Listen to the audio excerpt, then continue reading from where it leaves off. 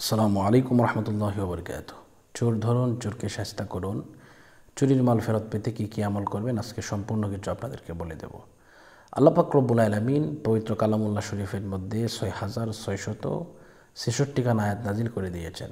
এর মধ্যে একটি আয়াত আছে, এই আয়াতে কারিমা যদি কেউ ১,১৫,০০০ বার, মতান্তরে ১,৩০,০০০ বার যদি কেউ পড়ে, তাহলে যে চুরি করেছে অবশ্যই তার শাস্তি হবে, সে দিতে বাধ্য হবে। সে যদি না দেয় তাহলে তার গলা দিয়ে নাক দিয়ে রক্ত বের হবেই হবে ইনশাল্লাহ।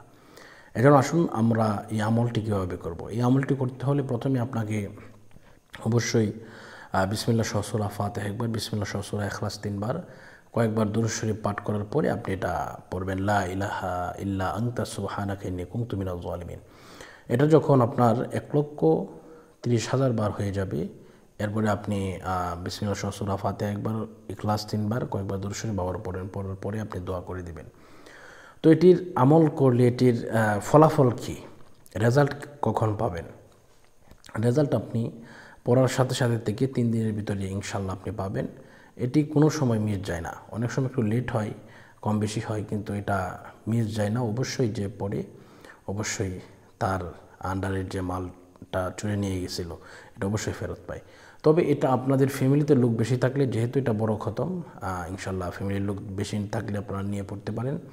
যদি আপনাদের লোক না থাকে তাহলে আপনারা যে কাজটা করবেন, আপনারা অবশ্যই আমাদেরকে বললে আমরা আমাদের ছাত্রদের মাধ্যমে পড়ে দিতে সক্ষম হবো ইনশাল্লাহ।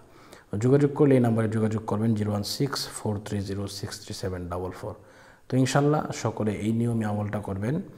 এই নিয়মে আমলটা করলে দেখবেন চোর অবশ্যই মাল ফেরত দিবে।